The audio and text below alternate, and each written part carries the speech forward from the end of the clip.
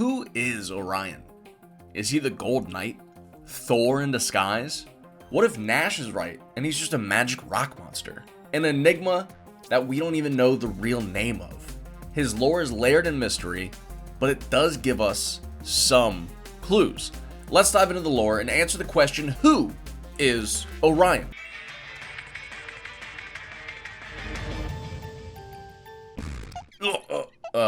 Wrong channel. Well, the lore says, Orion fell from the skies of Folkvanger and crashed down with enough force to create a crater on impact and survive. This dude is buff. Valkyries and Odin's most trusted collected him and escorted him to private quarters. They must know who he is, and he is muy special. Bodvar, Cassidy, and some of the other legends witnessed from the doors of Valhalla Orion's fiery entrance, but they never saw him without his armor. Bodvar later on says that he thinks Orion is actually Thor, which we know isn't true. Weeks pass and the sons of Ivaldi, Olgrim's kin, deliver golden armor to Odin. We then read the first accounts of other legends seeing Orion up close. Ooh, more mystery. An armor-clad being that comes and goes from Valhalla on a whim. Who the F is Orion? And why is he shrouded in mystery? Well, I had what I thought to be a pretty good theory. Looking past his lore and actually into his moveset, we can see that he shares a weapon with another character, and his SIGs actually kind of look and act like Bryn SIGs. And are those wings on his back mid-signature? No, they're like a jetpack. Wait, but what if he had wings and they burnt off when he flew through the sky in a fiery ball and crash landed in Valhalla? And the golden armor included a jetpack to replace his wings. The same armor that hides his identity and his probably horribly burnt body. Now, while looking at these SIGs are all nice, the truth is a lot of the characters in Valhalla have similar SIGs on shared weapons. But part of his lore supports the thought that he and Bryn are cut from the same cloth. The Valkyrie want to no armor spar Orion, and the Valkyrie, as far as we know, have only ever taken interest in mortal men twice. Once with Bryn's father, and another time with Sir Roland. So in 2016, I thought Orion was a fallen Valkyrie, like a devilish Valhallan character. But the Valkyrie are all female, so that doesn't add up. This is where I dropped the video back in 2016. Oh, yeah, you heard that right. Back in 2016, I had this idea floating around in my head since before the first BCX. But there just wasn't enough supporting lore, and anything other than saying he's a fallen Valkyrie would just be a guess. Since 2016, we've actually had more lore added to the game. Surprise, surprise. So, choo-choo, the train of thought has been fired back up.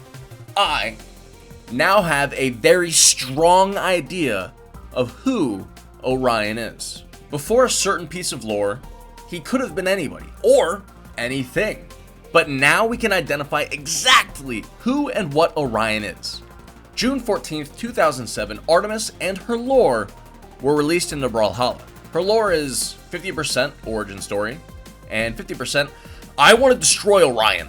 The first paragraph of her lore mentions the will of the universe, and this directly references Orion. When foreign matter streaked over the skies of Valhalla, the response was an antibody of celestial proportions. As the name Orion was spoken, Artemis came into being, although she would not call herself that for many years. Now, ignoring the rest of her lore completely, because that doesn't really contribute to Orion's origin and who he is, let me tell you this. Orion is a Valkyrie from another dimension. Another dimension where Valkyrie are male and Ragnarok has already destroyed Valhalla. Orion is the last survivor, and he escaped this universe to warn of the oncoming Ragnarok and teach us how to prevent it. He is the harbinger of Ragnarok. Boom, there it is, video over. Just kidding. There is more to this yellow man craziness. The whole will of the universe antibody response thing tells us that Orion isn't from this universe. It is the first and most important thing that supports my theory from 2016. The multiverse theory tells us that there are infinite alternate realities, different dimensions, and each one of them could be exactly like our own, but with just a slight difference that echoes and changes things throughout its timeline. Like, there's a universe where everything's the same except ladybugs are blue instead of red. Or one where I'm skinny instead of fat. Or like all the Valkyrie from Valhalla are male. Now, we know who Orion is, but why does Artemis want to kill Orion? Is he a bad guy?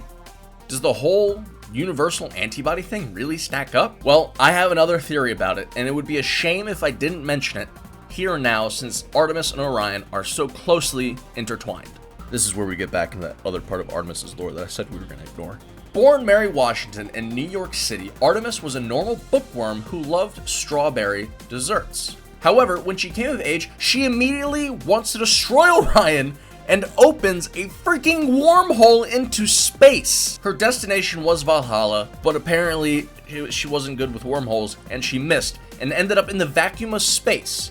And to survive, she literally destroyed a star to make her armor. Let's not gloss over the fact that she destroyed a star in the entire solar system dependent on said star. Artemis goes on to destroy Star Champion's entire fleet, the Leviathan of Eons, and end Odin knows how many more lives. When she gets to Valhalla, she can't kill Orion because gods prevent her. That's right, only gods can stop her from murdering.